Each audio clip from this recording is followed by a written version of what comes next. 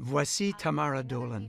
Elle était la conservatrice du Sénat pendant les premières phases du projet. When we look around the chamber, we can really see signs and symbols of the history of Canada. Elle était chargée de veiller à ce que la collection de peintures, de sculptures, d'objets de cérémonie et de mobilier patrimonial du Sénat soit protégée pendant les travaux de réhabilitation de l'édifice du centre.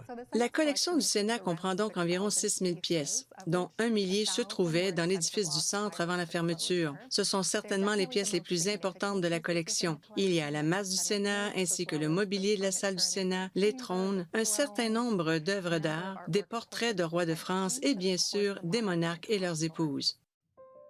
Avant la fermeture de l'édifice du centre, cette collection de tableaux de monarques et de consorts britanniques tapissait les murs du foyer du Sénat.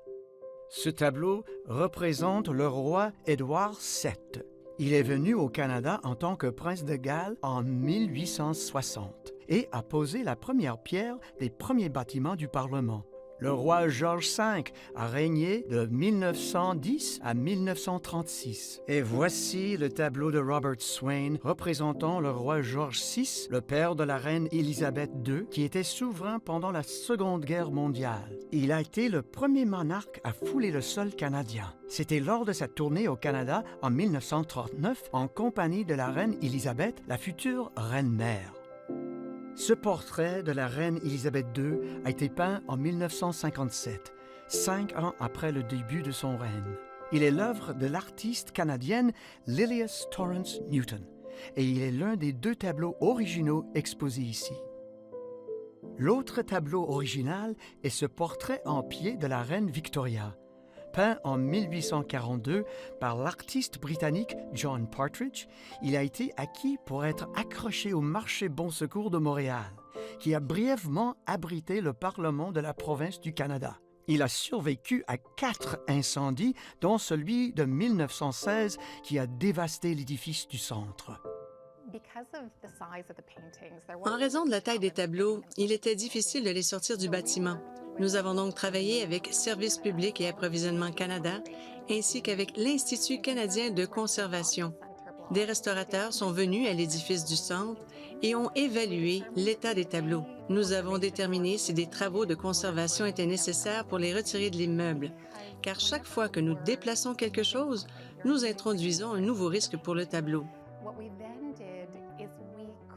Puis nous avons créé des maquettes des plus grands cadres et nous les avons utilisées pour parcourir les différents itinéraires de sortie du bâtiment afin de décider s'il valait mieux passer par le quai de chargement ou par la porte d'entrée. Ainsi, le jour même du déménagement, les tableaux sont retirés des murs. En général, nous retirions le tableau de son cadre, puis nous enlevions le cadre et le tableau pour les amener à leur emplacement définitif.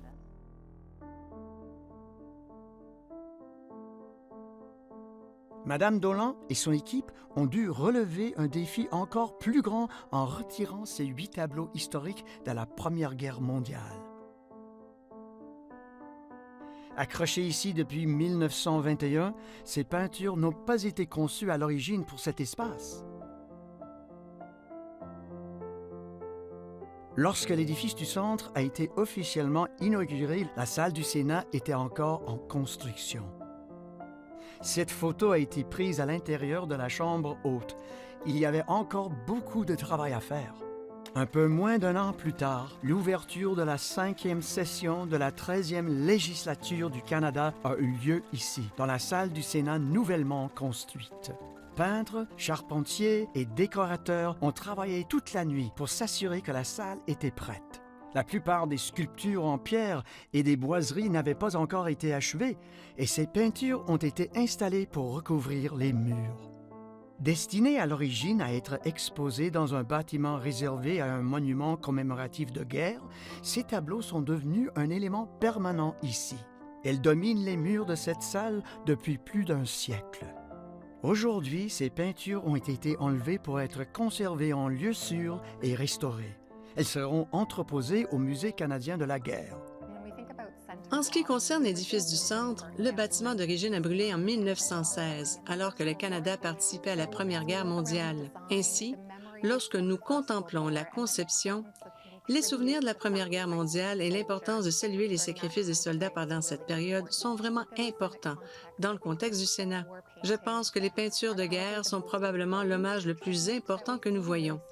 Et elles rappellent aux sénateurs, lorsqu'ils effectuent leur travail, qu'ils représentent les sacrifices des Canadiens et la raison pour laquelle nous devons protéger notre démocratie parlementaire. Les tableaux ne sont pas tous de la même taille, mais en général, ils mesurent environ 3 mètres de haut sur 3 mètres de large à peu près, ce qui dépasse la taille des portes. C'était donc un véritable défi de les sortir de cet espace. Nous avons travaillé en étroite collaboration avec le Musée canadien de la guerre, Services publics et approvisionnement Canada et des conservateurs des beaux-arts afin d'élaborer une stratégie pour les retirer du bâtiment. L'ensemble des travaux a duré environ 2 mois. Nous avons dû construire un échafaudage dans la salle du Sénat pour accéder aux tableaux, puis les retirer des murs 2 par 2, les placer sur une grande civière avant de les remettre à plat. Nous avons dû retirer les tableaux des cadres, les enrouler sur de grands tubes et les sortir du bâtiment. Ce fut un processus assez long. Il faut s'assurer de bien faire les choses pour ne pas endommager les tableaux. Dans l'ensemble, tout s'est très bien passé et tout le monde était très satisfait du déroulement des travaux. Mais c'était certainement un défi compte tenu de la taille des portes et des tableaux.